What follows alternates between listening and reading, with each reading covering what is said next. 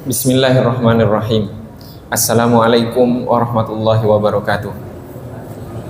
Alhamdulillahirabbil alamin. Nahmadullaha hamdan syakirin, hamdan na'imin, hamdan yuafi ni'amahu wa yukafi'u mazidah. Ya Rabbana lakal hamdu kama yanbaghi li jalali wajhikal karimi wa azimi sultanik. Asyhadu an la ilaha illallah wa asyhadu anna sayyidana Muhammadar Rasulullah. Allahumma salli ala sayyidina Muhammadin abdika wa rasulikan nabiyil ummi wa ala alihi wa sahbihi wa sallim taslima biqadri azamati dzatika fi kulli waqtin wa hin. Amma ba'du. Jamaah yang dirahmati oleh Allah Subhanahu wa taala, sebelum kita memulai, mari kita sama-sama membaca Al-Fatihah. Kita khususkan untuk penulis wasiat Sayyid Muhammad bin Siddiq Al-Ghumari dan juga penulis penjelasannya yaitu Sayyid Abdul Aziz bin Muhammad bin Siddiq Al-Ghumari, dan untuk seluruh para guru kita, orang tua kita, dan kita semuanya. Semoga Allah Subhanahu wa taala membukakan pintu pemahamannya bagi kita, menganugerahkan kemampuan bagi kita untuk mengamalkan ilmu yang telah kita pelajari sehingga menjadi wasilah kedekatan kita kepada Allah Subhanahu wa taala. Ala hadhihi niyya wa bi kulli niyatin shalihah wa ila hadratin nabiyil mustafa sallallahu alaihi wa alihi wasallam. Al-Fatihah. A'udzu billahi minasyaitonir rajim. Bismillahirrahmanirrahim. Alhamdulillahirabbil alamin arrahmanir rahim maliki yaumiddin. Iyyaka na'budu wa iyyaka nasta'in ihdinas siratal mustaqim siratal ladzina an'amta 'alaihim ghairil maghdubi 'alaihim waladdallin. Amin. Jamaah yang dirahmati oleh Allah Subhanahu wa taala, pada kesempatan kali ini kita akan melanjutkan tema dari kajian wasiat Siddiqiyah, yaitu di halaman 11 dari buku terjemahan, di mana di sana disampaikan mura'atul anfas fi ridallahi ta'ala di halaman 11.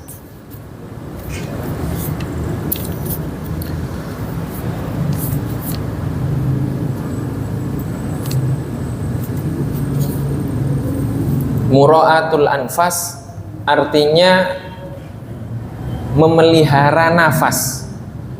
Kalau di buku terjemahan di sana dituliskan memelihara jiwa, itu tidak tepat. Al-anfas itu jamak bentuk plural dari nafasin. Ya. Nafasun artinya nafas. Jadi menjaga nafas, memelihara nafas untuk tetap dalam keridhaan Allah Subhanahu wa taala. Syekh Muhammad bin Siddiq radhiyallahu taala anhu berkata, wa usikum bimuraatil anfas, dan aku pun berwasiat agar kalian senantiasa memelihara, menjaga nafas. Beliau mengatakan, Sayyid Abdul Aziz kemudian menjelaskan, qultu muraatul anfasi huwa mulahadzatul harakati wassakanati wal khatarati wal iradati fi anta taharraka au taskuna fi ma yurdillaha subhanahu wa ta'ala. Pemeliharaan nafas, menjaga nafas, yaitu memperhatikan setiap tindakan baik dalam gerakan ataupun diam, dalam lintasan hati atau pikiran dan keinginan, dari terjerumus ke dalam perkara yang tidak diridhoi Allah Subhanahu wa ta'ala.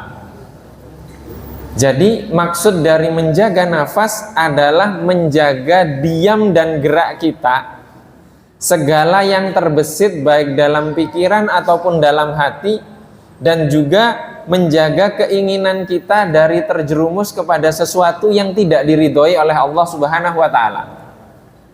Pada kajian sebelum kitab ini, kita sudah mengkaji kitab buku Bidayatul Hidayah, di mana Al-Imam Al-Ghazali di dalam kitab tersebut itu ingin mengajarkan kepada kita bahwa permulaan dari hidayah itu beliau jelaskan di pengantar buku tentang ikhlas, bahwa menuntut ilmu tidak boleh karena selain Allah Subhanahu wa taala. Itu pertama.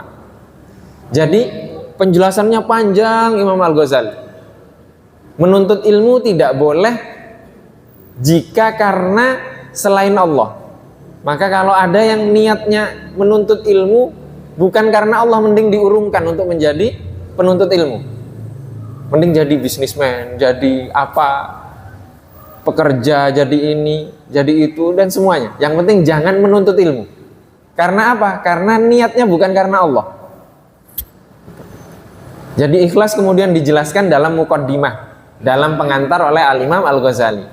Kemudian bagian kedua dari kitab Bidayatul Hidayah, ini ada kaitannya dengan yang kita bahas sekarang, bahwa apa?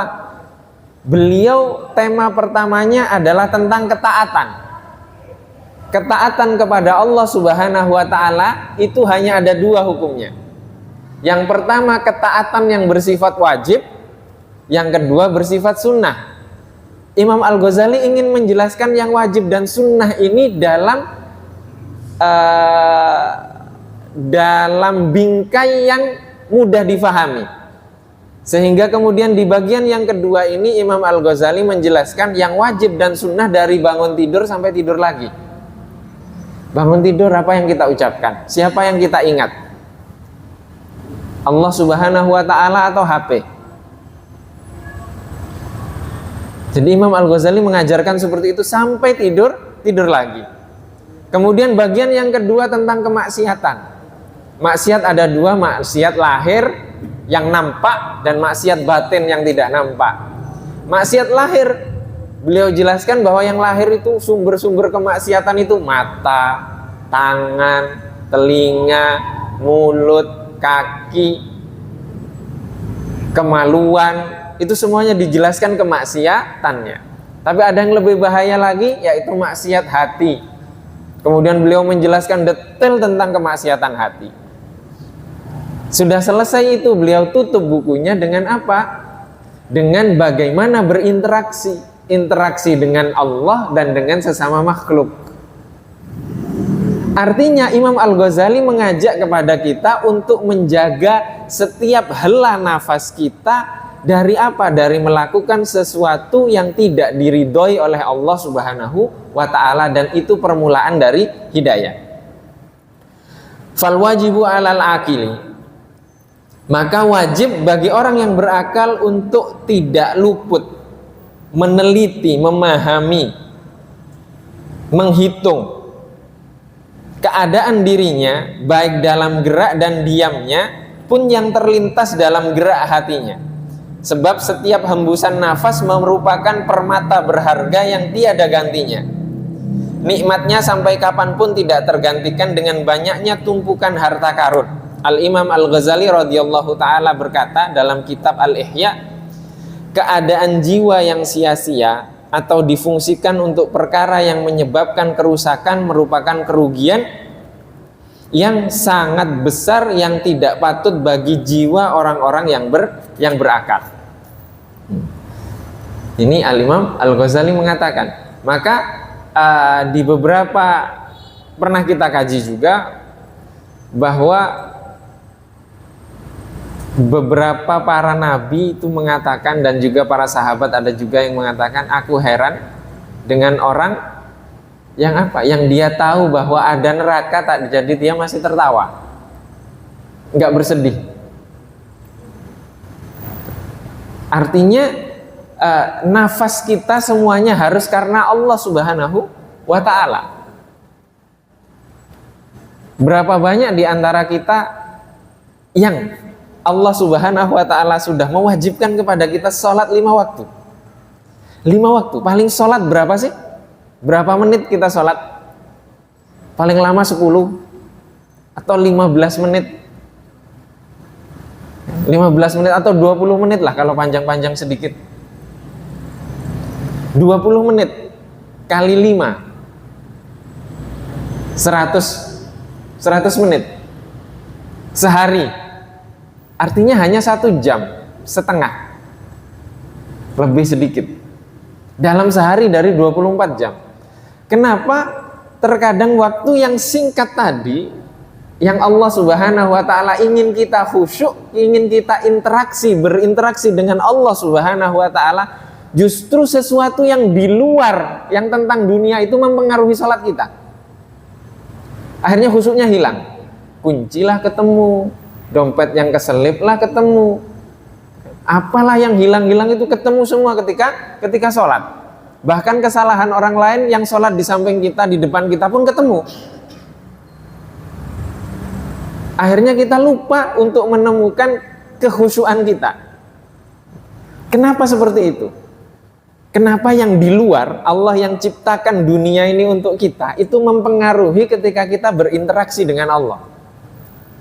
Sehingga kemudian Allahnya hilang, ciptaannya yang muncul. Maka ini artinya ghaflah, lalai. Artinya lalai. Dan Imam Al-Ghazali di sini mengatakan, hendaklah gerak kita dan segala sesuatu yang terbesit dalam hati, dalam pikiran kita, itu tidak ada yang tidak diridhoi oleh Allah dan semuanya diridhoi. Maka itu yang seharusnya dilakukan oleh orang-orang yang berakal. Maka dari itu Imam Abul Hasan Asy-Syadzili rahimahullahu taala menuturkan dalam doa, yaitu dalam Hizib Bahar. Hizbul Bahar itu adalah hizib kumpulan doa-doa yang dimunajatkan oleh Al-Imam Abul Hasan Asy-Syadzili. Beliau mengatakan di dalam doa tersebut, kumpulan doa tersebut, Hizib Bahar tersebut, nas'alukal ismata fil harakati was sakanati wal kalimati wal iradati wal khatarati minasyukuki wal dhunun wal auhamis satiratil qulub an mutala'atil ghuyub. Artinya, kami memohon perlindungan dalam segala gerak dan diam kami, segala ucapan dan kehendak kami, serta getaran hati dari segala keraguan dan buruk sangka, serta angan-angan yang menutupi hati dari melihat segala sesuatu yang bersifat gaib. Gaib di sini bukan dunia alam gaib gitu, bukan. Gaib di sini maksudnya memahami kehendak Allah Subhanahu wa taala di dalam garis kehidupan kita. Di dalam garis kehidupan kita. Pernah kita bahas bahwa perbedaan orang awam dan orang yang alim itu hanya satu. Kalau orang alim itu dia tidak butuh bukti atas kemahaan Allah Subhanahu wa taala. Sedangkan orang awam itu butuh bukti. Maka Allah mengatakan rahmati wasi'at kulli syai' atau Ar-Razzaq. Ya, Ar-Razzaq Maha pemberi rizki. Kalau orang alim sudah yakin itu, di dalam hatinya yakin, di dalam jiwanya yakin, meskipun dalam kehidupan Allah mungkin memberikan kesulitan kepada dia. Tapi kalau orang awam tidak. Dia butuh bukti dulu. Berikan dulu rizki kepadaku, baru aku akui kamu sebagai maha pemberi rizki. Sehingga kemudian kalau usaha kita gagal, kita mempertanyakan, Allah ini gimana sih? 1 tambah 1 kan harusnya 100. Ini kok 1 sama dengan 2. Kita pengennya langsung. Ini artinya kita masih orang awam. Maka doa dalam Hizib Bahar ini menginginkan, memohon kepada Allah diberikan perlindungan dalam gerak dan diam, dalam ucapan dan kehendak, dalam getaran hati.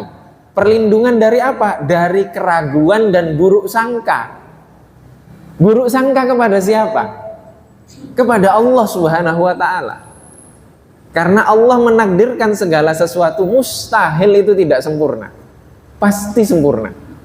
Hanya saja kita tidak tahu maksud Allah Subhanahu wa taala. Maka di sini an mutala'atil ghuyub, dari melihat, memahami, mempelajari sesuatu yang bersifat gaib. Gaib di sini apa? Memahami kehendak dan keridhaan Allah Subhanahu wa taala di dalam gerak kita dan diam kita dan segala kehidupan kita.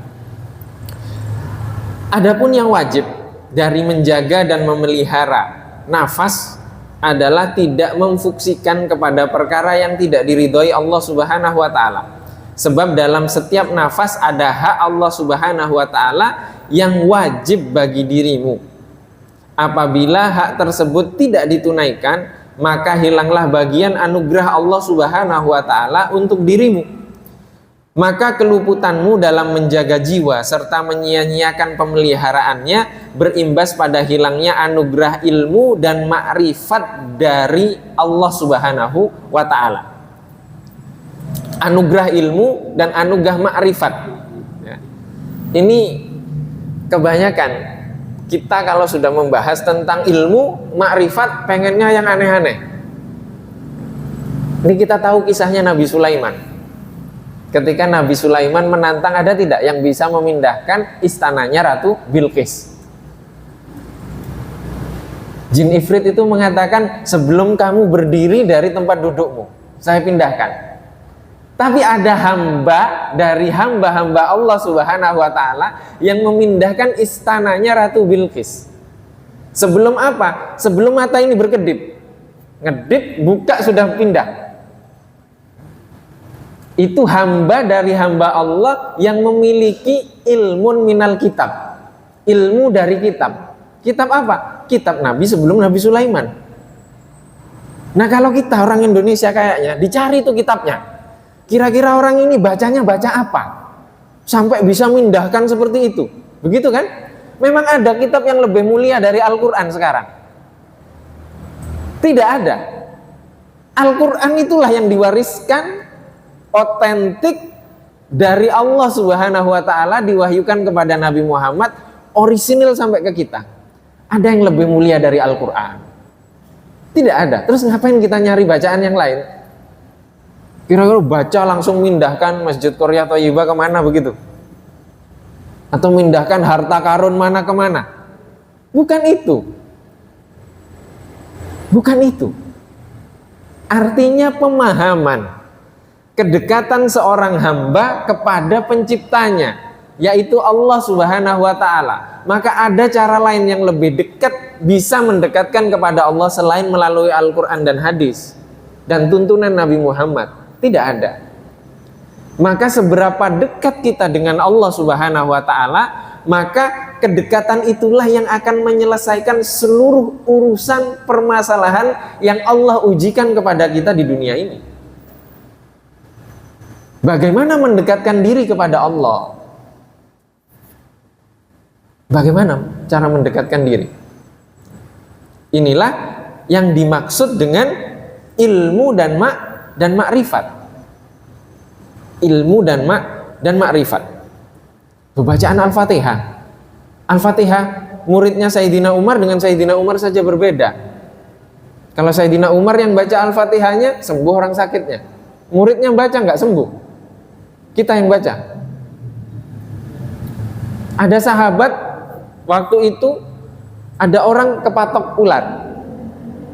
Dibacakan Al-Fatihah, sembuh. Kemudian diberi domba, diberi upah lah karena sembuh tadi, yang digigit diberi domba. Dia lapor kepada Rasulullah, Rasulullah bagaimana ini? Saya diberi domba. Rasulullah tersenyum. Tersenyum kemudian, sudah kamu sembelih, dagingnya masih ada, kata Rasulullah. Itu bacaan. Bacaannya sama, tapi kedekatan orang yang membaca itu berbeda. Kedekatan orang yang membaca itu berbeda. Nah, sekarang ramai ini, katanya baca Al-Fatihah itu bukan tidak diberikan tuntunan oleh Rasulullah. Jadi Al-Fatihah itu hanya dibaca ketika sholat atau untuk ruqyah saja. Nah, kalau untuk menyembuhkan orang digigit ular, masa digunakan Al-Fatihah untuk mendoakan orang lain? Tidak bisa. Yang bersifat materi saja bisa, masa yang bersifat tidak materi tidak bisa? Apa kemudian karena dibacakan untuk orang yang dipatok ular, kalau ada orang sakit dibacakan Al-Fatihah tidak boleh? Hanya khusus dipatok ular saja gitu. Kalau patok ular baca Al-Fatihah karena ada hadisnya. Kalau orang sakit nggak usah baca Al-Fatihah. Kenapa nggak ada hadisnya?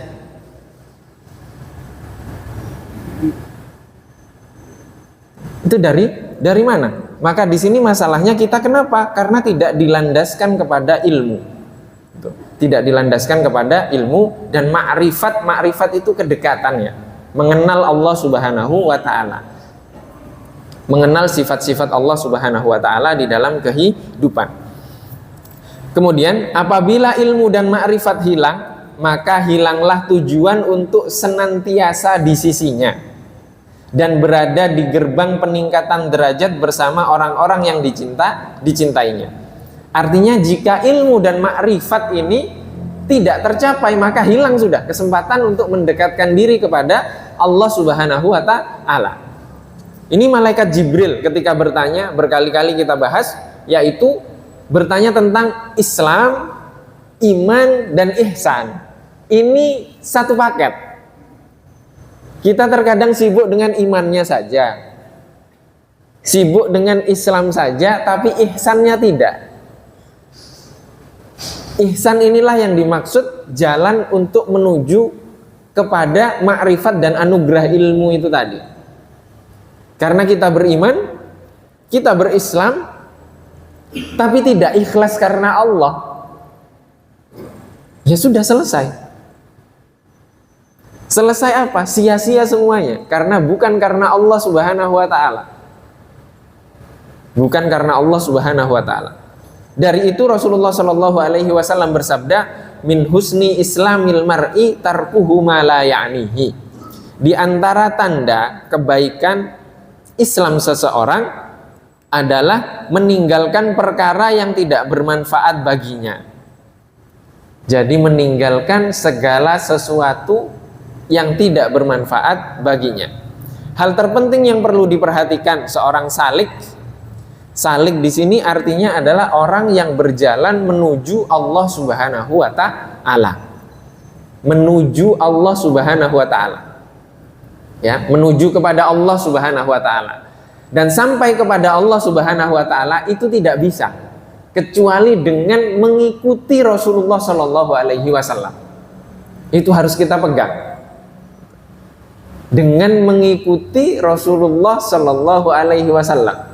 Segala sesuatu yang tidak ada tuntunan dari Rasulullah Shallallahu alaihi wasallam mustahil sampai kepada Allah Subhanahu wa ta'ala. Mustahil sampai kepada Allah Subhanahu wa ta'ala. Ini disebut dengan salik.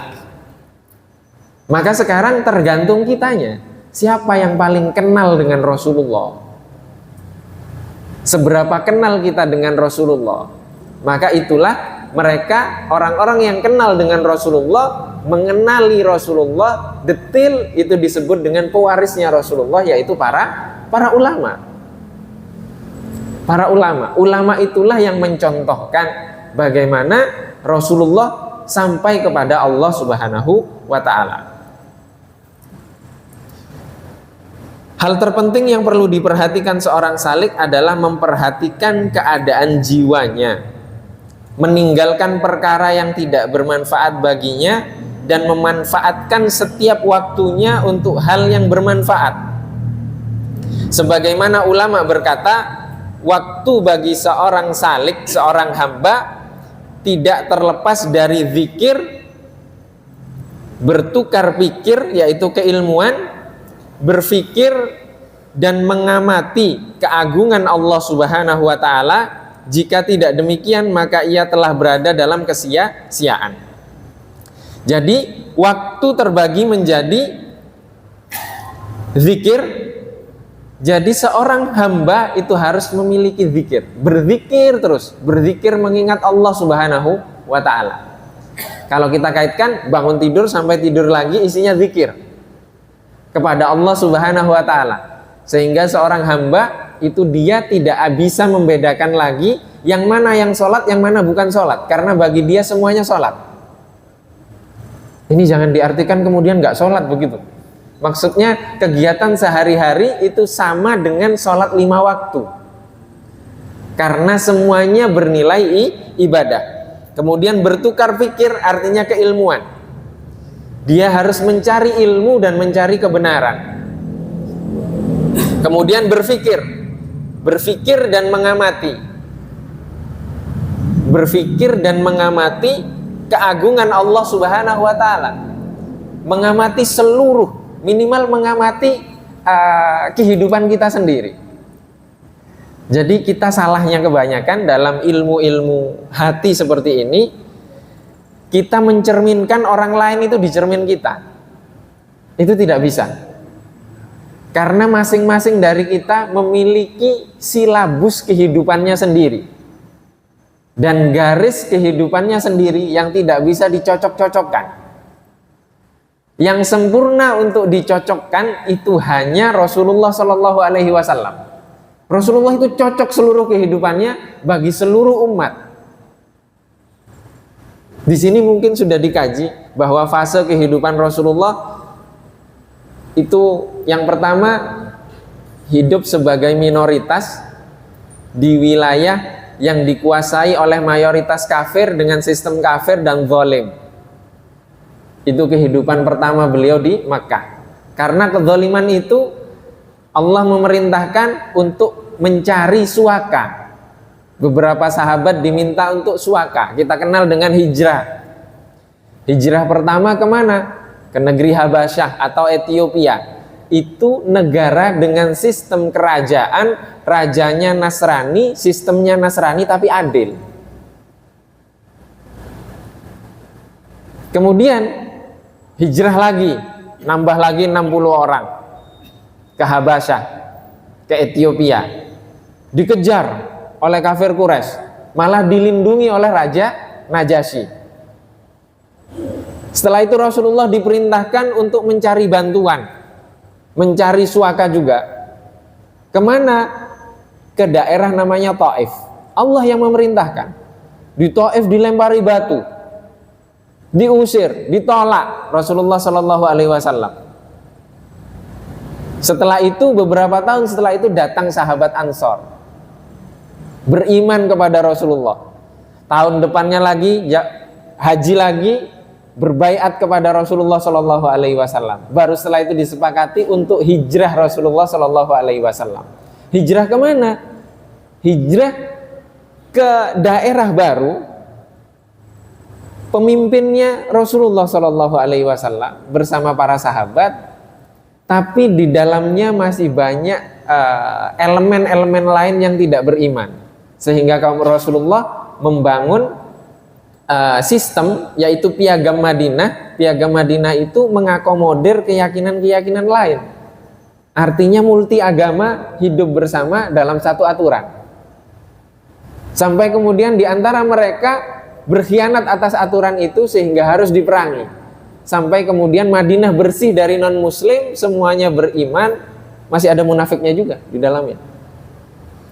Sistemnya sudah Islam, yang non-muslim dikeluarkan semuanya, jadi negara dengan sistem Islam dan semuanya Islam. Jadi ini kita tolak ukurnya kepada Rasulullah. Jadi kalau kita menyamakan sekarang Indonesia, misalkan Indonesia ini sekarang seperti Rasulullah ketika ada di kota Mekah gitu kan. Masa iya kita kafir? Kan enggak, kita mayoritas muslim. Kita lebih mirip dengan fase Madinah yang pertama. Agamanya multi dengan kesepakatan. Maka ini pentingnya bagaimana menghadapi kehidupan kita sesuai dengan Rasulullah Shallallahu Alaihi Wasallam. Jadi seorang salik itu harus mengamati. Mengamati apa? Mengamati keagungan Allah Subhanahu wa taala, kehendak Allah Subhanahu wa taala dalam kehidupannya sesuai dengan tuntunan Rasulullah Shallallahu Alaihi Wasallam. Maka sulit, percaya, sulit untuk menerapkan Al-Quran, menerapkan hadis tanpa mengenal sejarah Rasulullah Shallallahu Alaihi Wasallam. Sulit. Hanya comot satu ayat, comot satu dua hadis, kemudian kita terapkan ini seperti ini, hitam putih, tidak bisa. Tidak bisa. Harus mengenal Rasulullah. Maka inilah tugas kita, berfikir dan mengamati keagungan Allah Subhanahu wa taala, tapi cerminannya Rasulullah Shallallahu Alaihi Wasallam. Jika tidak demikian, maka ia telah berada dalam kesia-siaan. Jadi jika waktunya tidak dibagi dengan 4 hal tadi, maka dia akan masuk ke dalam kesia-siaan yang tidak berguna. Al-Imam Asy-Syafi'i berkata, aku telah bersahabat dengan para kaum sufi.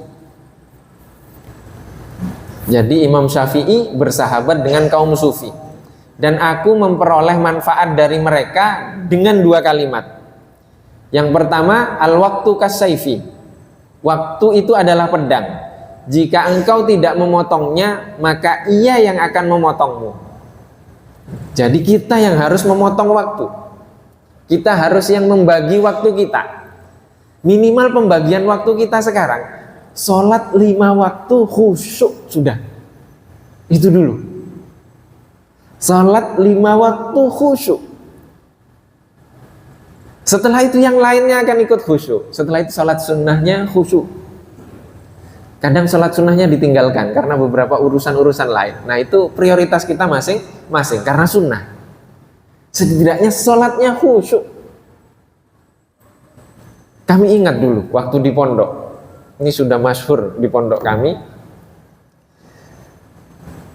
Ada acara tahunan dan itu acara besar. Dan kami pasti berebut duduk di depan. Acaranya dimulai setelah sholat isya, teng. Maka ketika itu setiap jamaah di kamar-kamar, kami sholatnya kamar-kamar karena dilatih untuk apa? Untuk menjadi imam, dilatih untuk memimpin zikir, dilatih untuk memimpin doa, dan seperti itu sehingga dibagi. Setiap kamar harus sholat masing-masing dan imamnya bergilir. Imamnya bergilir terjadwal. Nah ketika acara itu, pikiran kami itu fokusnya ke acara. Ada yang mau tampil, ada yang mau ini, ada yang mau itu, ada yang pengen duduk di depan. Sehingga sholat ketika itu cepatnya Masya Allah. Baca Al-Fatihah 1 nafas. Setelah itu surat pendeknya bukan surat pendek lagi, 1 ayat Pak yang dibaca. Apa? Alif Lam Mim Allahu Akbar. Jadi itu pikiran kami, oh ternyata kami diajarkan seperti itu agar mengerti makna khusyuk. Khusyuk itu apa? Sampai ada yang pengen cepat-cepatan. Yasin Allahu Akbar. Sepertinya boleh nggak Pak kita praktekkan di sini? Pasti banyak yang protes. Sah tidak salatnya? Ya sah secara syariat, tapi kehusuannya kan tidak ada. Itu bagaimana itu? Maka kita jangan sampai seperti itu. Itu akal-akalan kami sebagai santri ketika itu. Jadi waktu itu adalah pedang. Jika engkau tidak memotongnya, maka ia yang akan memotongmu. Imam Syafi'i itu sufi. Bagaimana tidak sufi kalau bukan ulama? Beliau ulama, sufi itu ya pasti ulama. Jadi dulu tidak dibedakan para ulama itu. Mana ulama akidah, mana ulama syariat, mana ulama hakikat sufi, tidak ada. Dulu semua ulama itu memenuhi ketiga elemen tersebut. Kemudian yang kedua, jiwa, jika engkau tidak disibukkan dengan sesuatu yang hak atau yang benar, maka ia akan menyibukkanmu dengan sesuatu yang batin. Artinya jiwa kita, nafas kita, diri kita kalau tidak sibuk dengan kebaikan, ketaatan, maka kita akan sibuk dengan kemaksiatan. Makanya Imam Al-Ghazali memberikan jalan tengah. Daripada kamu tidak bermanfaat, kamu mending tidur. Minimal keburukanmu tidak sampai kepada orang lain. Tidur. Jadi kalau ada pencuri ketiduran, alhamdulillah itu. Maling ketiduran, alhamdulillah nggak jadi berbuat jahat. Atau ingin melakukan apa ketiduran yang tidak bermanfaat, kemudian ketiduran, ya itu artinya alhamdulillah Allah menyelamatkan hamba itu dengan tidur. Itu solusi konkret lah bagi kita. Karena tidur kan, semua orang mau tidur. Kemudian berkaitan dengan pentingnya mengisi dan menyibukkan waktu untuk berzikir, Syekh Muhammad bin Siddiq radhiyallahu taala anhu berkata dalam syairnya, penuhilah jiwamu dengan zikir setiap saat. Janganlah kau hiraukan orang yang bingung akan dirinya. Ini zikir mengingat Allah Subhanahu wa taala. Maka mengingatnya ini terserah kita. Allah membukakan apa kepada kita untuk mengingat kepada Allah Subhanahu wa taala. Ini Rasulullah Shallallahu alaihi wasallam pernah dikalungi pedang kan waktu itu oleh seorang kafir. Kemudian dikatakan, "Wahai Muhammad, siapa yang menyelamatkanmu sekarang?" Rasulullah menyebut Allah.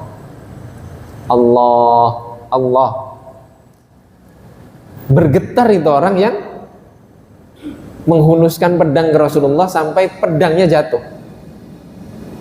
Setelah itu diambil pedang itu oleh Rasulullah, dihunuskan kembali ke orang tersebut. Sekarang siapa yang bisa menyelamatkanmu? Orang tersebut tidak bisa menjawab. Sekarang ucapan Rasulullah itu Allah, itu penuh keyakinan dan memang itu dari hati, dan Rasulullah mengenal Allah Subhanahu wa Ta'ala, sehingga kemudian membuatnya orang tersebut jatuh. Rasulullah selamat. Siapa yang menyelamatkan? Allah Subhanahu wa Ta'ala. Karena apa? Karena yang menghunuskan pedang itu makhluk ciptaan Allah Subhanahu wa Ta'ala, sehingga bergetar dia mendengar nama itu. Itu kafir, bergetar mendengar nama Allah Subhanahu wa Ta'ala. Lah kita ada orang zikir Allah, itu bukan zikir, itu harus ditambahi Allahu Akbar, Allahu Somad. Allah apa harus ditambahi? Nyebut nama Allah kita nggak boleh. Allah, Allah, Allah, Allah, seperti itu nggak boleh. Itu bukan zikir. Menyebut nama Tuhan kita itu zikir. Uzkurullaha dzikran katsira. Sebutlah Allah. Sebutlah Allah. Allah memerintahkan kita untuk menyebut namanya. Maka di sini beda antara apa? Menyebut nama Allah dengan hati yang tersambung kepada Allah Subhanahu wa Ta'ala dan keagungan Allah Subhanahu wa Ta'ala, dengan yang tidak, sehingga kemudian bergetar tadi. Apa kita menunggu seperti perang Badar? Apa menunggu kita seperti perang Badar ketika Rasulullah Shallallahu Alaihi Wasallam bertanya kepada mayat-mayat kafir Quraisy itu? Rasulullah berkata kepada mereka, nanti akan dibahas di kajian sirah terkait hal ini, bahwa Rasulullah mengatakan, tidakkah kalian, ini kepada mayat Pak, mayatnya ditumpuk nih kafir Quraisy ketika perang Badar, kumpul, Rasulullah ngomong ke mayat itu, tidakkah kalian sekarang menemukan kebenaran Tuhan-Tuhan kalian? Kan tidak menemukan mereka. Kebenaran itu bersama Rasulullah, Tuhannya Rasulullah. Apa kita nunggu seperti itu baru kita yakin mengucapkan Allah itu dari hati? Nunggu ketika meninggal? Kan tidak harus meninggal dulu kan, kita harus meyakini itu Allah. Kemudian itu dikatakan oleh Sayyidina Umar, Rasulullah, engkau berbicara kepada mayat.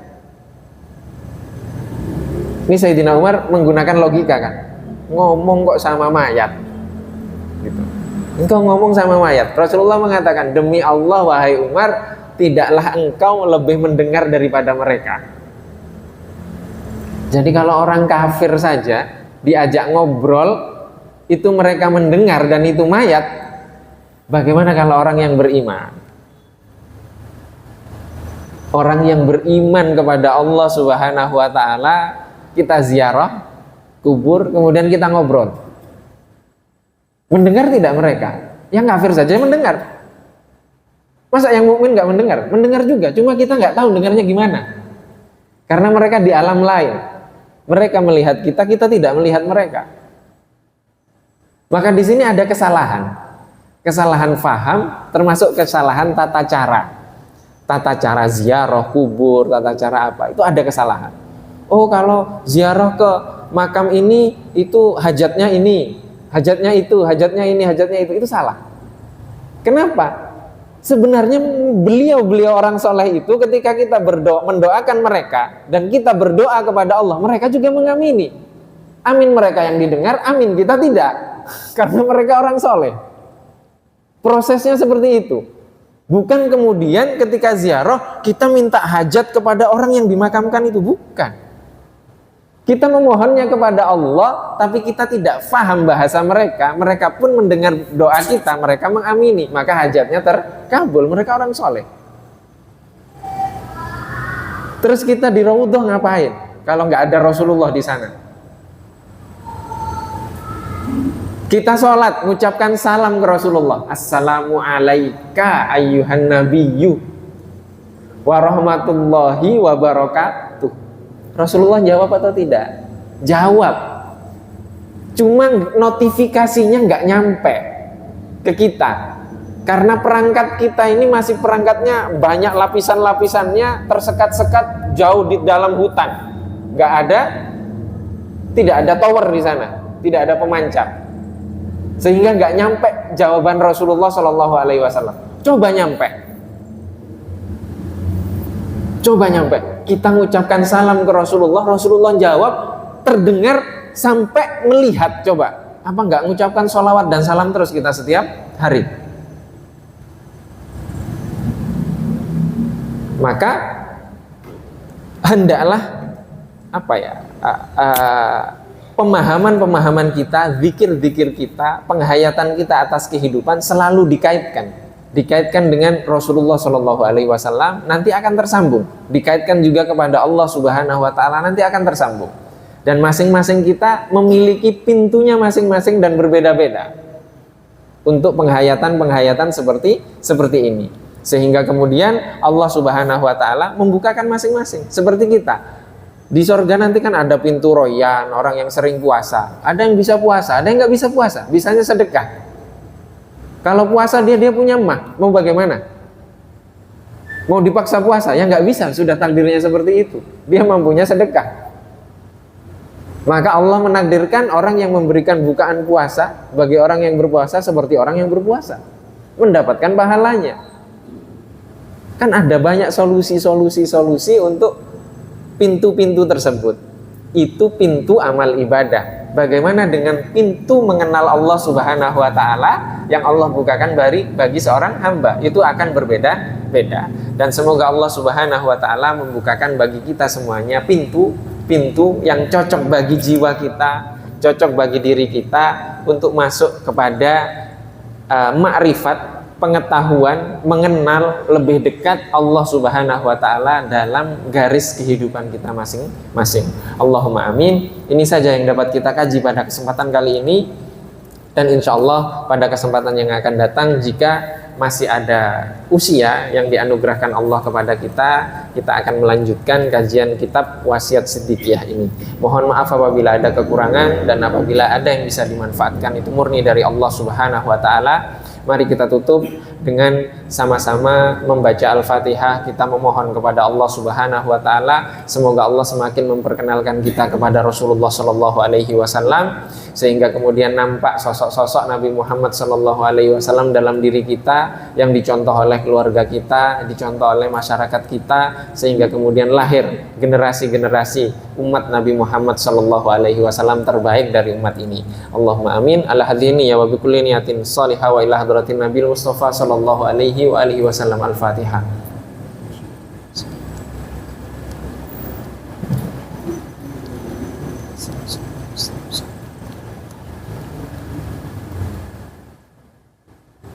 Wabillahi taufiq wal hidayah wal ridha wal inayah. Wassalamualaikum warahmatullahi wabarakatuh.